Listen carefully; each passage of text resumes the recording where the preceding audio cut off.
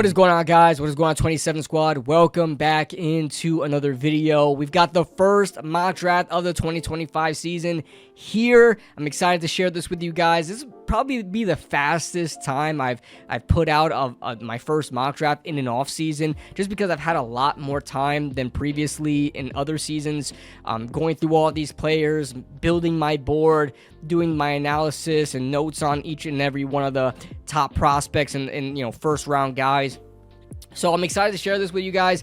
Now this is going to be a little bit different than a lot of the mock drafts you guys are used to. In my opinion, I have a lot of different picks, just because I'm trying to be a little bit more attentive to how mock drafts go and then how the draft actually goes. So you guys are probably going to see picks here. They're like, oh, I never seen this pick before. That's a terrible pick. Listen, no mock draft is a bad mock draft, in my opinion. Okay, no mock draft is a bad mock draft. So I'm going to piss people off, maybe. I don't know. And I like to yap a lot, so I like to talk a lot. So I hope you guys are in for the ride, and let's get started. But before we do, make sure you guys check out the sponsor of the channel, BetUS.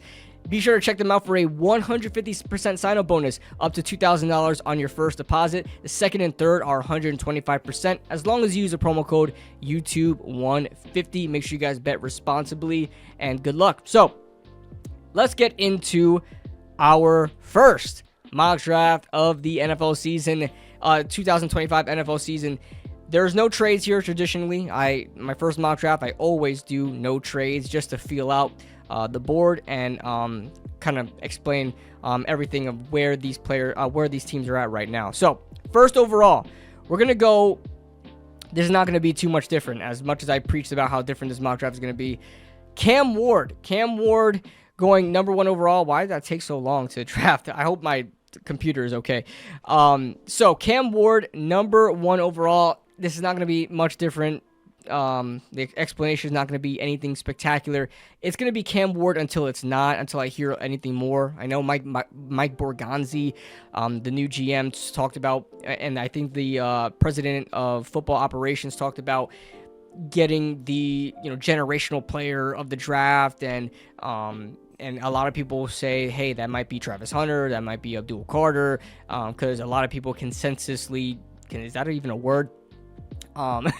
Don't think Cam Ward is, or any of the quarterbacks for that matter, is a generational pick, but not going to yap too much on it. Cam Ward is the number 1 overall pick until he's not, in my opinion. So, all right, I think the real draft starts with the Cleveland Browns and what they're going to do. I think people are kind of waning off of Shedeur Sanders being the 2nd overall pick in this draft. It does make sense for Cleveland to get Shedeur Sanders. I just don't think if Shedeur Sanders is really gonna elevate the Browns. I just don't think he's gonna be a guy to elevate the Browns. They've got a lot going on over there. I know he would be going into a decent situation on paper, decent offensive line, decent weapons.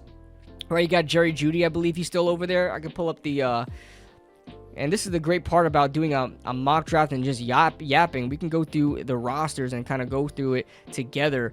You got Cedric Tillman, you got Jerry Jeudy here. Elijah Moore is a free agent. You look at the defensive side of the ball. Myles Garrett, who just wanted a trade. You got nothing on this other side here. Isaiah McGuire. I mean, you got nothing. So whether they trade Myles Garrett or not, I'm going to have them going Abdul Carter. It just makes the most sense, in my opinion. I don't think you have to rush a quarterback pick if you're the Cleveland Browns. You can try to go get yourself a free agent and survive until you can get yourself a quarterback. You can try to do that. But Abdul Carter is like a can't-miss type of guy. He's a clear need there, whether you have Myles Garrett or not. Just go after him. Best player in this draft, in my opinion. He's number 1 on my board. So, all right. So, the New York Giants are now on the clock. And I'm gonna be having the Giants go in a different direction. I am a Giants fan. I don't know if they're really wanting Shedeur Sanders. They've done a lot of work on Shedeur Sanders. I don't think they dislike Shedeur Sanders. But now we're hearing that there's talks about the Giants really heavily pursuing. They want the best. I don't want to say bridge quarterback, but they want the best veteran quarterback available. They want to actually try to win games and stop the losing, stop the bleeding. And I don't know if it's much about saving their jobs as much as it's about putting a good product on the field finally. So we're hearing a lot of talk that they're really actively pursuing Matt Stafford. We don't know how we don't know if there's any merit to that at all. I don't think there's any negotiations as of right now, but we're hearing a lot of things. On top of that, the Giants just signed a new assistant quarterbacks coach. Who the hell hires an assistant quarterbacks coach? I don't know, but it happens to be Matt Stafford's brother-in-law, Kelly Stafford's brother. It's just the stars are aligning for that to happen. I don't think they go ahead and get a quarterback if they get Matt Stafford. And they're definitely not going to give up the 3rd overall pick. For any of you guys wondering that, that's not happening. So I'm going to have them going best player available. If they're all in, they're going to go with the best player available, and that is Travis Hunter. The guy, the Giants need corner desperately. Deonte Banks is not a number 1 corner right now. Put him back at number 2. Travis Hunter is going into the draft as a cornerback. He's working out at the combine as a cornerback, and he could still provide a lot of help at that wide receiver position, which the Giants are very thin at as well. So he's a perfect pick for the Giants if they didn't need a quarterback, but Travis Hunter is the pick for me here. The New England Patriots, they need help on the offensive line badly, right? Badly. To be honest with you, I am not high on the offensive lineman class this year as far as the 4th overall pick is concerned. You know who I really like, though? I like Ted McMillan. I love Ted McMillan. And matching him up with Drake May, helping him out a lot. I know Drake May is probably going to be running for his life next season. I get it. And drafting a guy like Will Campbell will help that a bit, but they are so bad on that offensive line right now. I don't think Will Campbell will do much until you build that offensive line a lot more. That's not really much of an argument to not draft Will Campbell, but I love Ted McMillan. I think he's going to provide much more of an impact immediately than a Will Campbell would. Again, the offensive line is an interesting thing. You can't just draft a great left tackle and expect that offensive line to just work. You got to be good at least 3 of the 5 positions, and they are not with New England. I think you just go a playmaker like Ted McMillan, man. Absolute monster of a wide receiver. He is wide receiver number 1 for me in this draft, definitely. And he would be up there in a lot of other drafts as well. Don't know why people don't like him. Don't know why there are some fans out there that do not like Ted McMillan. I don't know if it's because he's very big, and a lot of the wide receivers, recently are like smaller, more shiftier. He moves great for his size, so I don't know. Now, like I said, if Patriots fans, if you're watching this and you want Will Campbell over Ted McMillan, I understand, but I really like Ted McMillan to make an impact quickly for the Patriots and Drake May. All right, the Jacksonville Jaguars. I'm going to make this one easy. Mason Graham, he's probably the best player available right now for the Jaguars, and he's a great complement to Trayvon Walker and Josh Allen on the interior, and you don't really know. It's a big question mark with that interior defensive line. You got Mason Smith there. What is he really going to be? And it's very thin besides that. So Mason Graham there, matching up Mason with Mason would be insane. So, we're moving on.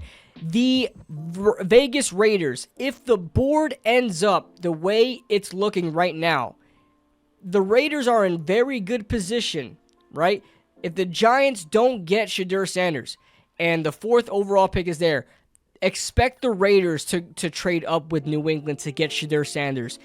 Now, Shedeur Sanders is the most polarizing player in this draft, in my opinion. There are so many people that don't like him, and there are so many people that glaze him, right?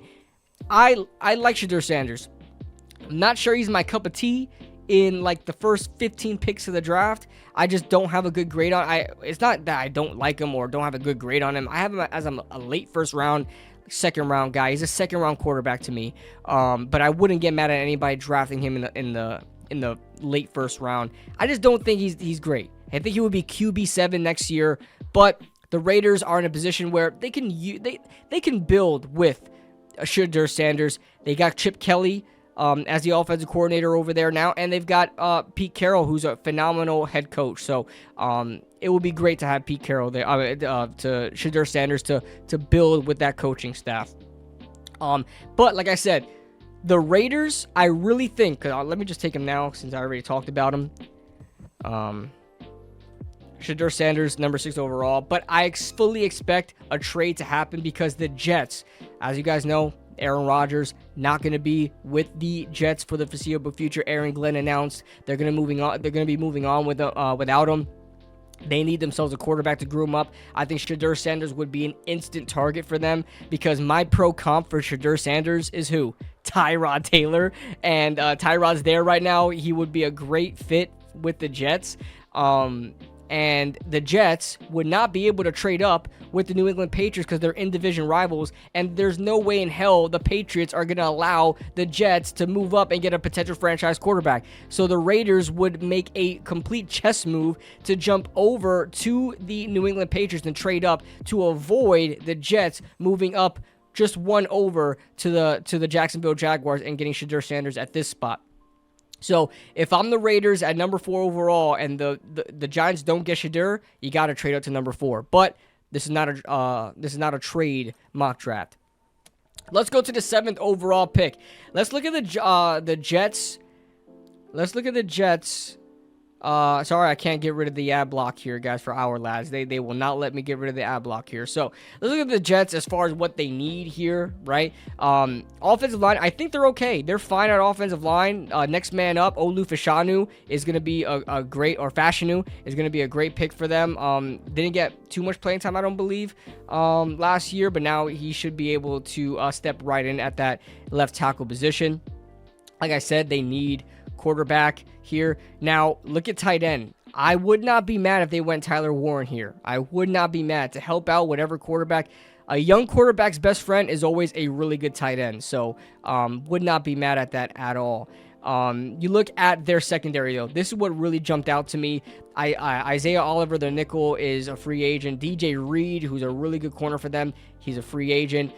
Their secondary is just going to be devoid of talent. They're not going to be able to keep everybody around. I don't know what their cap situation is looking like, but you had a regression year for Sauce Gardner. Everyone's a free agent. You got to focus on that secondary. I'm not always a guy to really focus on needs, but it's not looking great for a team that is known for having a good defense. So with that being said, I'm going to have the Jets taking, where is he at?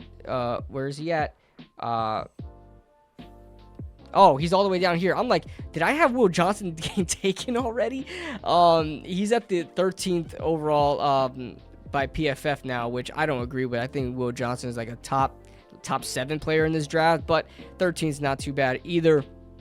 Will Johnson here to pair up with Sauce Gardner would be a great selection. Now, the Carolina Panthers, I'm not going to lie, not that I had trouble with this, because what are these ads, dude? Not that I had trouble with this as far as like the value's not there for any of these guys. It's just that where can we help the Carolina Panthers first? You know, where can we help? This team is just not great. You know, Ashton Jeanty still available.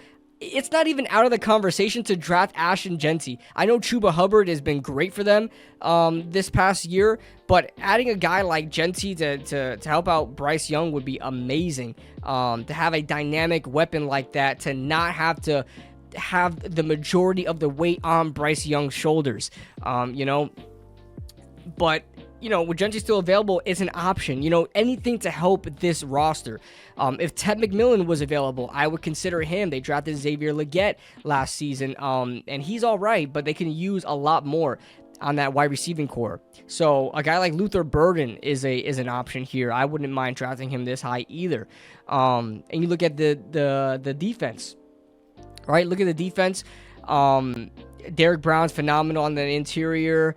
They have a decent interior, if I do say so myself. They have a decent interior. It's as far as their edge rush. This is where I really looked at their edge rushing group, right? Jadeveon Clowney. I mean, he's older. He's not much. He's not great, right? He's inconsistent. Has had a lot of bad years as opposed to good years. DJ Wanham's all right as well. I'm gonna have them going with the Senior Bowl star, Mike Green. Now, Mike Green came out, I think, what was his, you guys are gonna look at my board real quick. I don't want you guys to see my board all of a sudden. I didn't even upgrade. I didn't even update the weight for him. He was like 236 at the beginning of the season last season, but I don't know if he's still. I think he's like around 255 right now, if I'm not mistaken. PFF ranks him at 248. A big question mark for Mike Green was, is he at a good weight to be an edge rusher at the next level? He's always been extremely explosive, a great pass rusher, but he's been rising up boards this season. He would be a great selection, and his ceiling is through the roof. Great selection for the Carolina Panthers to help that roster out tremendously. Let's go to the New Orleans Saints. Now, New Orleans, we don't know what they're doing.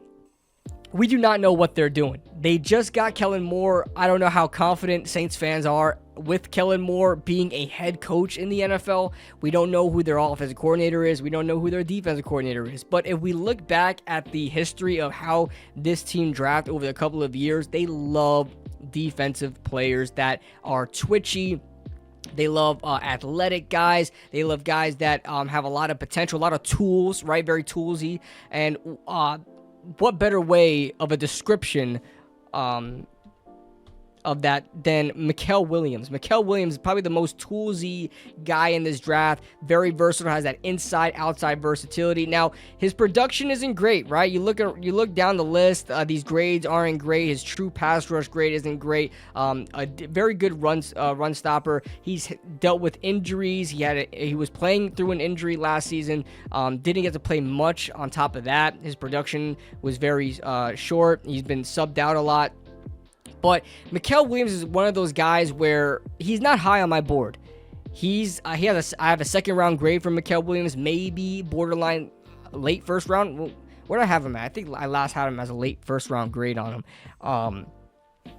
As of right now, he is a late first round, second round guy. But a lot of these coaches draft, especially edge rushers, earlier because they have the tools, they have the skill set, they have the athleticism that these defensive coaches, defensive line coaches, defensive coordinators, head coaches maybe, they have the confidence that they can unlock certain players. And Mikael Williams, if he's unlocked with that inside-outside versatility at his size and his quickness, if he works out and they get to unlock his potential, he can be very well worth a 9th overall pick. So I'm going to have him being taken here.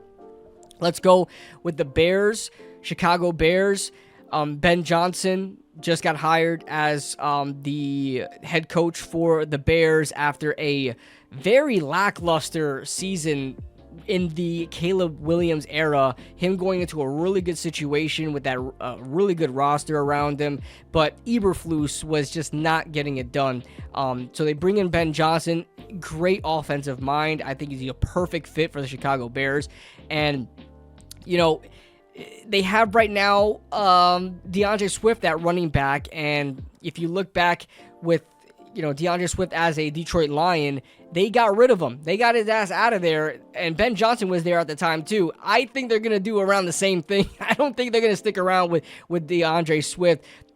His vision is just terrible as a running back, and he's not a guy that can really be a factor. On that offense to really help out Caleb Williams and just add another element to a potentially elite offense. And I'm going to have them getting Ashton Jeanty here. This would be absolute cinema. If you get Ashton Jeanty there in the run game with Caleb Williams and the weapons that Caleb Williams has, absolute cinema. I would love to see Chicago Bears games with Ashton Jeanty there in the backfield. Now, let's go to the San Francisco 49ers. The 49ers fans got mad at me last season for having them take a wide receiver constantly with their first round pick, and look what happened. They got a wide receiver. Not the guy I thought they were going to get. I thought they were going to get Ladd McConkey, and Ladd McConkey turned out to be a pretty damn good pick, over 1,000 yards for in his rookie season. So, 49ers fans, do not kill me this season, okay? Because you are not going to like who I'm going to have them taking here. They can use offensive line help. They can use cornerback help, right? Charvarius Ward does not plan to come back with the 49ers, not because he doesn't like the team, but obviously a lot of things happen in his life, and He wants a fresh start. Understandable, right? You look at that offensive line, right? Let's go to the 49ers real quick, okay? 11th overall pick. There's not a team that has a lot of needs. You know, they fell flat this season. They lost a lot of games that they probably should have won. A lot of people had them as like a playoff team to go far in the playoffs this season, but it just didn't happen. Let's look at that offensive line, man. Trent Williams getting older, 36 years old, not much behind him. Colin McKivitz isn't even good at all. They really struck gold with Dominic Pooney. And then the interior is like, all right, Aaron Banks is a free agent. They desperately need offensive line help. Now, where are we at with the offensive line here? Will Campbell is still here. 11th overall, Will Campbell is still here. Yeah. I'm even going to skip out on Will Campbell. And I'm going to go Josh Simmons. Let me explain. Will Campbell, and this is for you guys. I'm thinking about you guys, 49ers fans, okay? I want the best for you guys. Will Campbell, I do not have a lot of confidence being a guard in the NFL. I think there's a question of strength, play strength with Will Campbell. He's extremely tall. He's like 6'6". I just don't... A 6'6" guard, I just don't like it. I know Josh Simmons is like 6'5", 6'4", something like that. I just think Josh Simmons is a lot better of a guard to start out than Will Campbell. I have no confidence in Will Campbell being a guard. Both these guys have not played guard in their college careers, and a lot of people have both of these guys being potential guards. I just don't see it with Will Campbell. I could see it with Josh Simmons starting out as a guard when Trent Williams inevitably either leaves or probably retires. Josh Simmons could fit right in and be the next star left tackle for the San Francisco 49ers. He is borderline my number one tackle in this draft. I love Josh Simmons, and I just have him. I have more confidence in him being more of a flexible player than Will Campbell. So I'm thinking about you guys, 49ers fans. Thinking about you. Maybe you guys like it. Maybe you guys hate it. I don't know. The Dallas Cowboys. The Dallas Cowboys. I hate this team, and this is going to be a great pick for them, and I hate that I am making this pick, but Will Campbell here, 12th overall. It doesn't matter that you drafted, let's go to the depth chart. It doesn't matter that you drafted Tyler Guyton in the first round last season. It was in the 20s or something like that. It wasn't like a top first-round pick. They had Chuma Edoga fill in. He's a free agent. Don't know if they'll bring him back. Maybe they could. Tyler Guyton, don't force this to work out. Just bring in Will Campbell, who's the best left tackle, pure left tackle left in this draft on the board.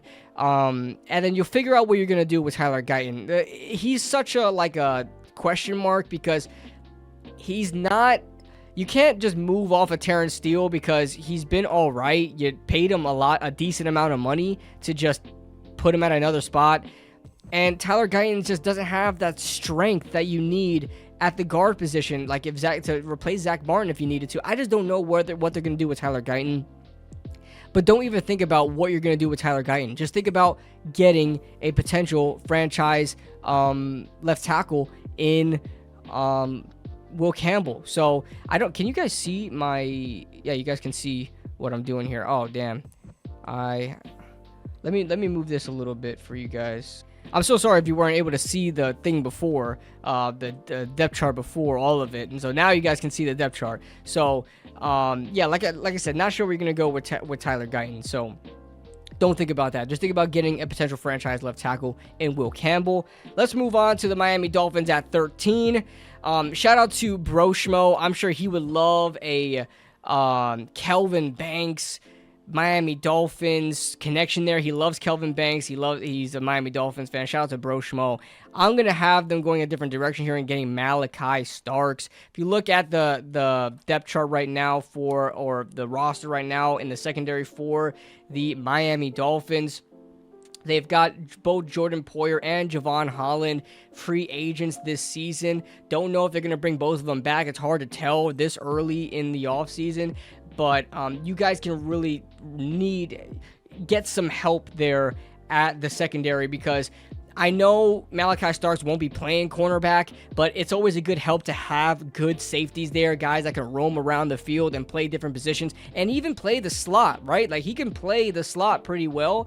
it's always good help to have good safety play to help out these cornerbacks just a little bit more, because besides Jalen Ramsey, you don't got much. So just help out that secondary a little bit more and get Malachi Starks. Extremely smart, instinctive ball hawk of a safety.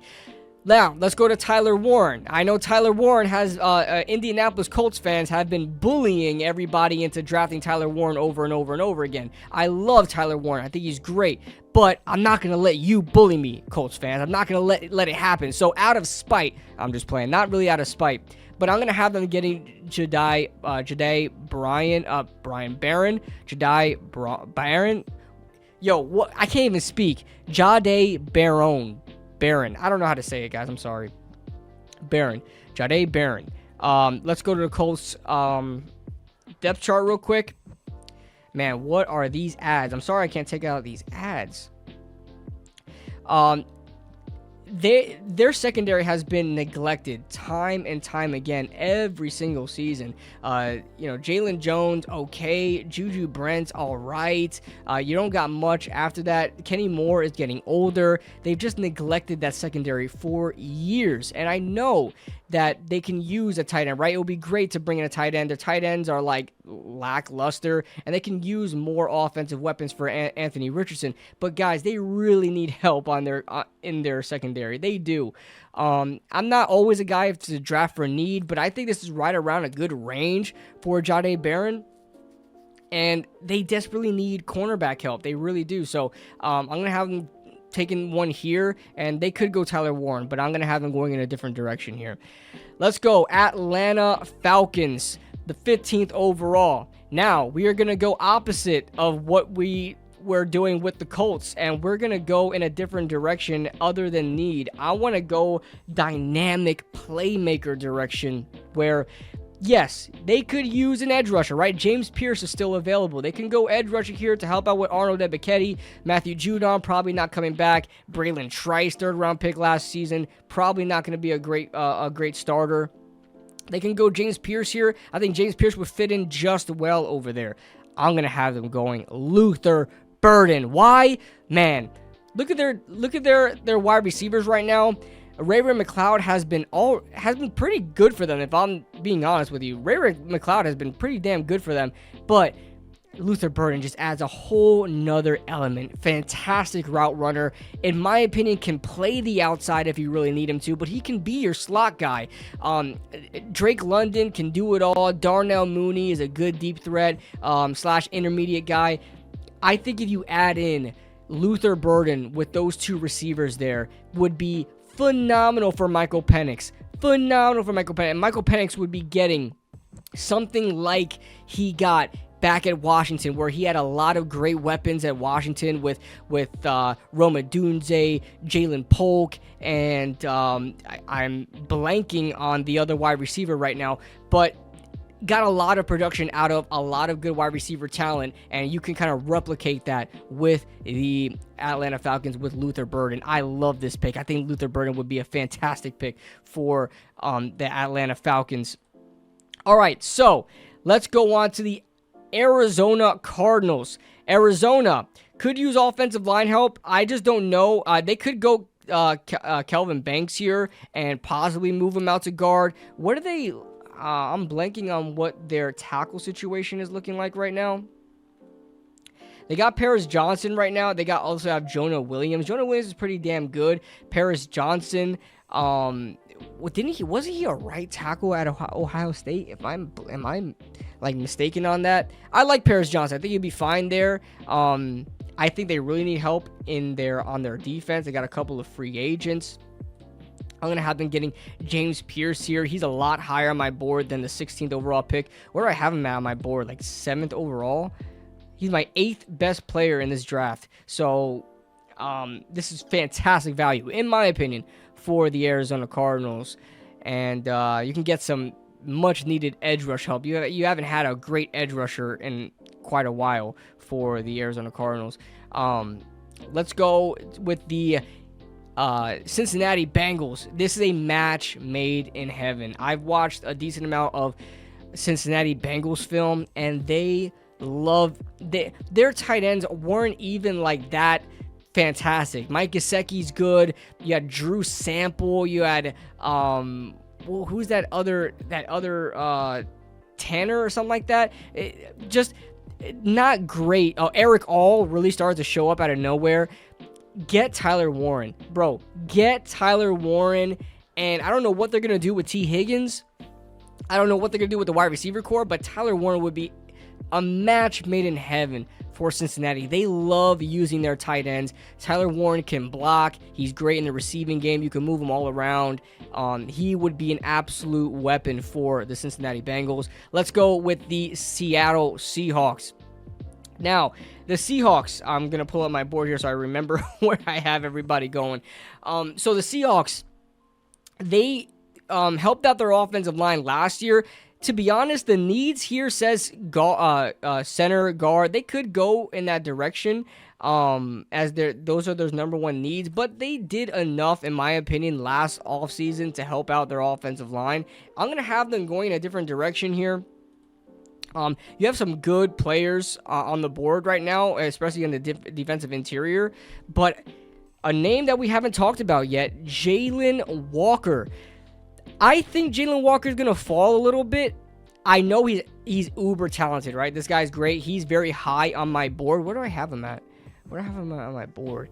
I don't even have this order right because I had too much to explain. But I think I might move him up a little bit, Jalen Walker. He's like 22 on my board.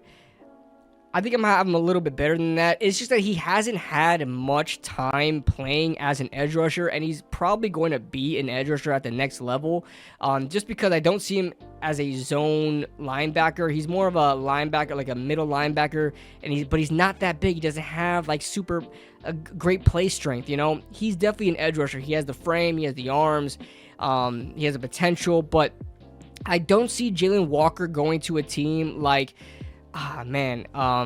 who desperately needed that edge rush help, that like Mike Green going to the Carolina Panthers. A lot of people have Jalen Walker going there. I just don't see him going to a extremely needy team that needs somebody at edge rusher, because he's just not there as an edge rusher yet. He's not very technical. He uses a lot of his his tools to get the job done, his athleticism. But he still needs a lot of work and experience playing the edge rusher position. That with the Seattle Seahawks, they have decent guys, right? He doesn't have to flat out just start out as a starter, right? He's going to be there as depth in the beginning, but as he progresses, as he starts to get some experience in the NFL as a full-time edge rusher, he'll be able to get some starting reps. Like, you're going to start off with Boye Mafe. They're starting as a pass rusher. Uchenna Nwasu is going to be their starter. Draymond Jones is there. You can get a good rotation. I'm not a Derek Hall guy at all, so let's just skip over him. I do not like Derek Hall. I think Jalen Walker would definitely get reps over him, but you have some good edge rushers here. You can use Jalen Walker. On top of that, you can use him as a linebacker too if you want to just put him out there on the field. Who the hell is Tyrese Knight? Who is this guy? I don't know who he is. And Ernest Jones is a free agent. I don't know if they're going to bring him back. I think they traded for him. Didn't they trade for Ernest Jones and he's a free agent? I don't know if they're planning on bringing him back. But you can use him as a linebacker too. I wouldn't be mad at that. I think Jalen Walker would be a good pick for Seattle. So let's move on to the Buccaneers. The Buccaneers, I think this is a like no-brainer type of pick. Their longtime linebacker Levante David may not even be coming back this season. He's older. I think he's like 32, 33, maybe even 34. But Jahad Campbell can, I almost said Jahad Ward, can move all over the field, has good movement skills, can plug and play at linebacker immediately for a linebacker needy team, in my opinion. And he's the best he's probably the only linebacker worth taking, like off-ball linebacker worth taking in the first round. I don't think the Buccaneers should miss with this one. Jahad Campbell should be the pick. They could go in other directions, but I have them going. I don't think the value is there for defensive back at all. I don't think the value is there yet. Not a lot of corners to go in the first round in this draft.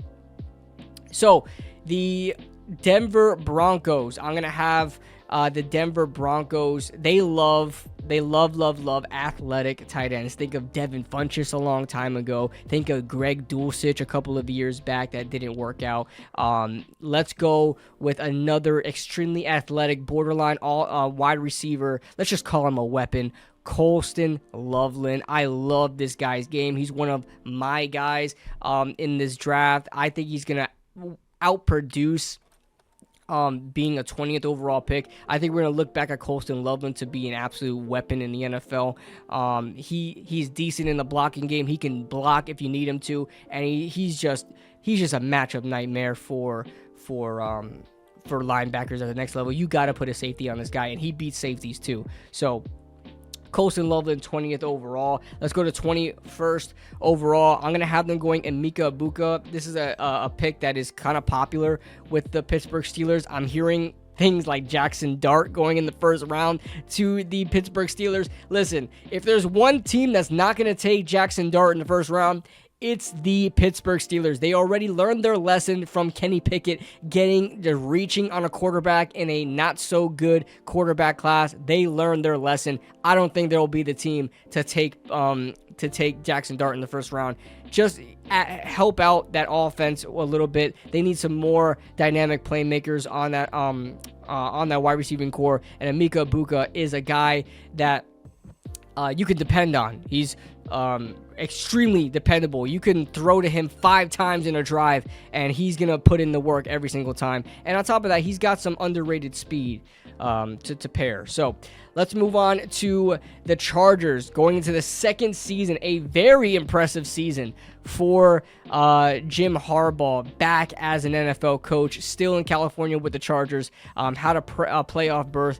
Extremely proud of what the Chargers have done this season. Nobody really expected them to be this good, and they need some defensive interior help. Michigan guy, he coached them himself, Kenneth Grant. They just so happen to need a nose tackle, and he is the best nose tackle in this draft. Kenneth Grant, great, just run stuffing, defensive interior that can just plug gaps left and right.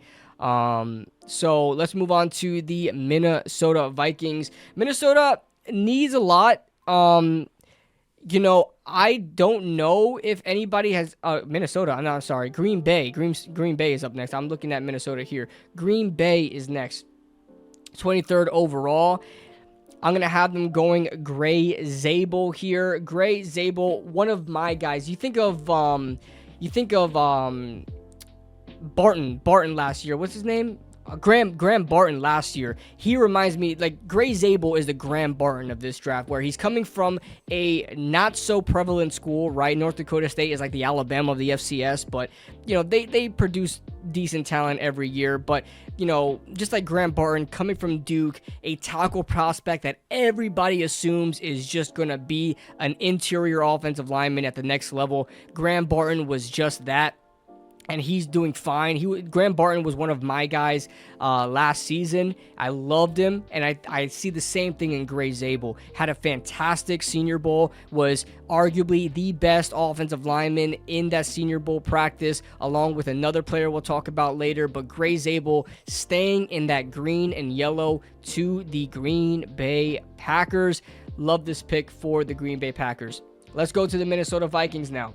The Vikings need some defensive interior help. I don't know how he fell this far, but he did. Walter Nolan going to the Minnesota Vikings. And we're going to just double back with the defensive interior players. Derek Harmon to the Texans. I know a lot of people may have them getting offensive help just because they had a lackluster offense last season. They just fired Bobby Slowick. CJ Stroud took kind of a step back in his since his rookie season. They had a lot of problems on that wide receiving core. You had Stephon Diggs go down. I don't even know what his future is looking like there with the Texans. Nico Collins went down.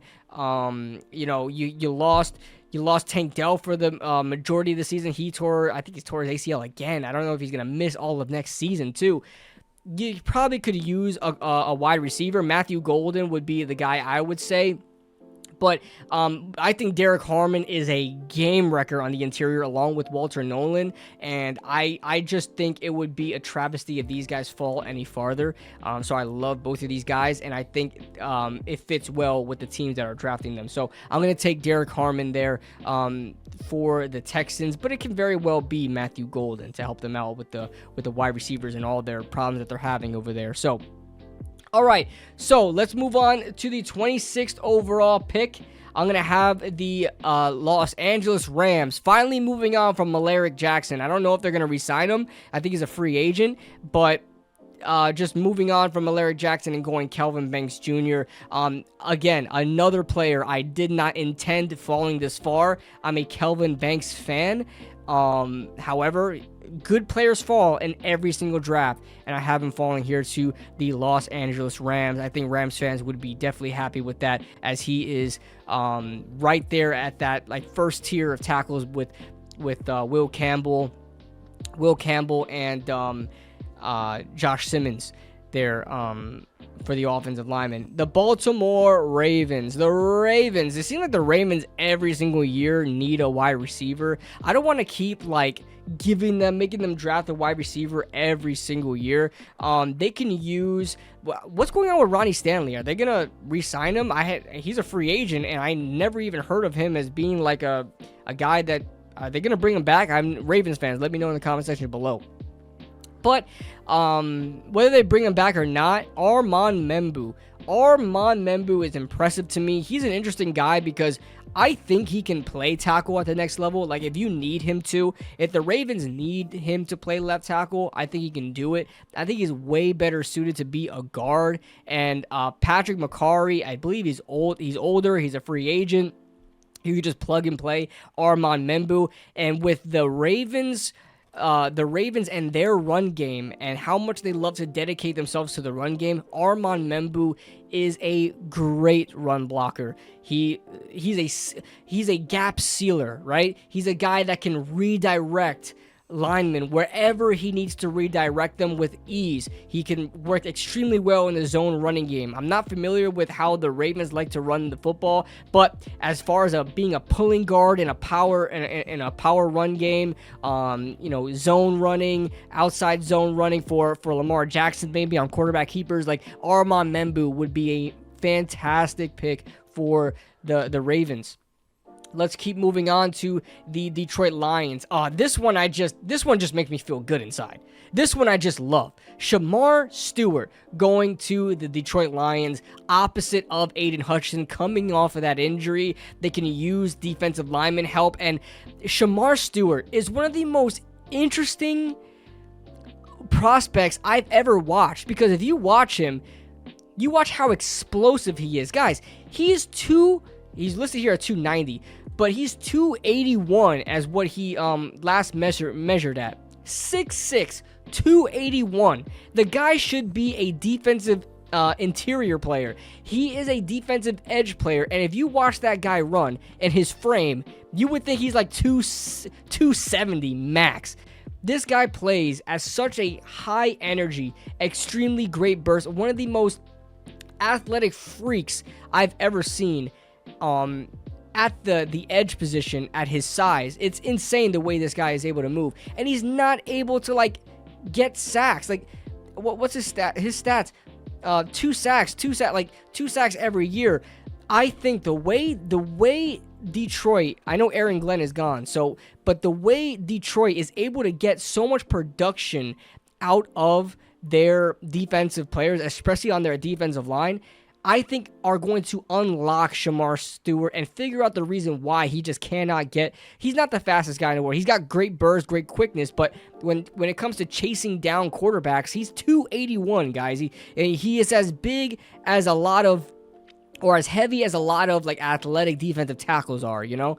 So Shamar Stewart, I think, can be unlocked by the Detroit Lions. I think this is a slam dunk pick. Detroit Lions fans, let me know what you guys think in the comment section below with this one, but I love this one for the Lions.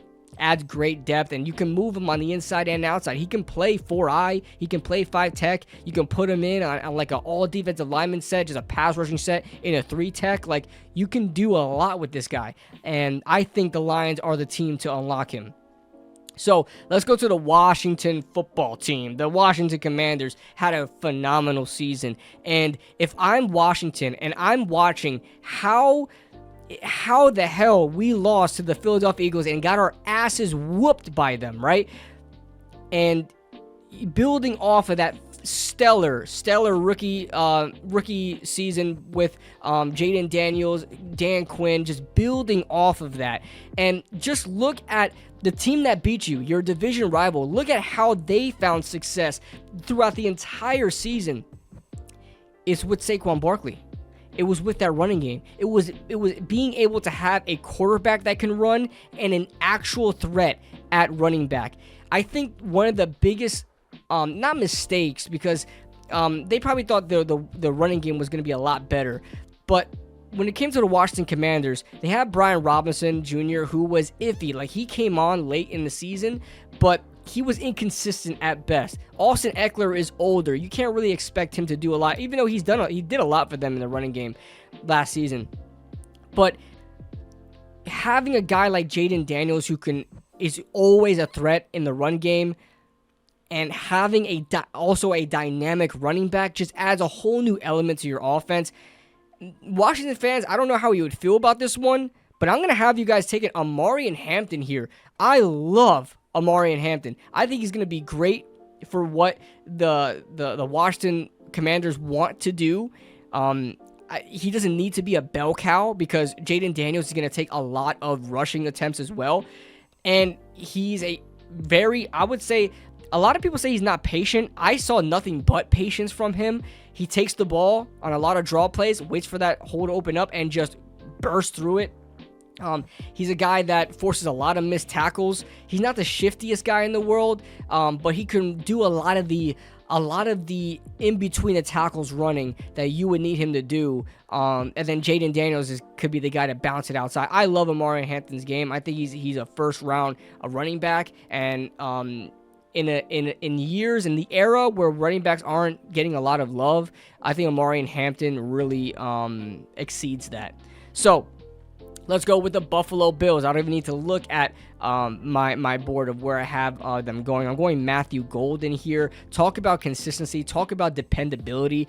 Talk about just a playmaker. He was an absolute playmaker for the Texas this season, for the Longhorns. I mean, he's one of the best route runners in this draft. I think you can look back right now, and I would say he probably Luther Burden is here. I love Luther Burden's route running, but maybe his second best route runner in this draft. He has this really good knack of tempoing his routes where he doesn't need to be fast. He knows how to time his routes perfectly. He's able to speed up and slow down based on the coverage that he's seeing. He knows exactly how to get open. He has great hands, very dependable.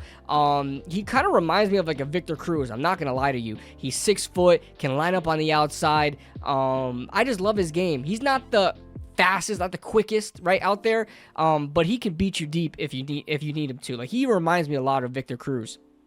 So Matthew Golden, love him for the Buffalo Bills. I know they went ahead and got Keon Coleman. I don't know if they're bringing back Amari Cooper, but he just adds another element for Josh Allen.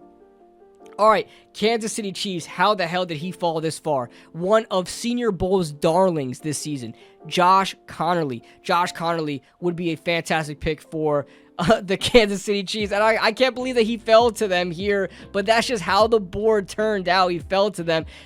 In my opinion, Josh Connerly is 14th. I believe I have him as a 14th or 15th best player in this draft. I love him. He's the best pure pass protector in this draft. I compare him to Charles Cross, the Seattle Seahawks left tackle now. He was the best pure pass protector in that class between Evan Neal and Ikem Ekwonu.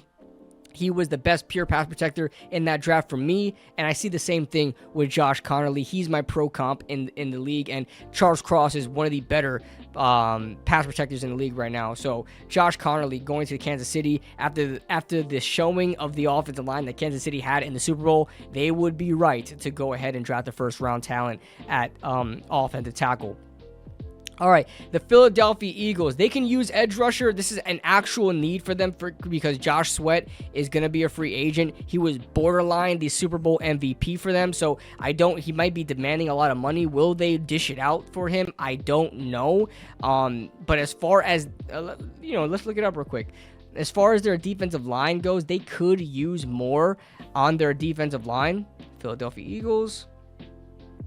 So taking a look here, Brandon Graham, I don't think is coming back. Josh Sweat, we'll see if they wind up giving him money. Where the hell? Josh Sweat, we'll see if they wind up giving him money. But you've got Nolan Smith there. Jalix Hunt, is he ready to be a starter? Bryce Huff, they paid a decent amount of money to. Is he going to be a good full-time starter for you? I don't know. And they have, again, they can keep up their good defensive line by just drafting a replacement for Josh Sweat if they don't bring him back. But however, I think they can use more on that offensive line. I don't know if Mekhi Becton is really a guy worth bringing back. Do you need to bring him back? Like, is he an absolute need to dish out money to bring him back? He had a good season at guard. Do you think that's going to last a long time? I don't know. So I'm going to have them going here with the last pick in the 2025 first round. I'm going to have them taking Tyler Booker here, who's an absolute people mover in the run game. And what better of a prospect do you need to maintain your running game, maintain that offensive line, to help that running game out than Tyler Booker, who is great, phenomenal in the run game. Like I said, a people mover, extremely strong, powerful. Never see him getting pulled back. Always overpowering guys, imposes his will on everybody. So he's going to be a great pick there at 32. Maybe a lot of people have him going a lot, farther up. I just don't know how much a lot of teams really want to guard in the first round with all that talent here. So that being said, that is my first round for the 2025 NFL Draft. Let me know what you guys think in the comment section below. I know I was yapping for a long time. My first mock drafts are always this long, so I apologize for that. That being said, leave a like if you guys enjoy, subscribe if you're new to the channel, and we'll see you guys next time.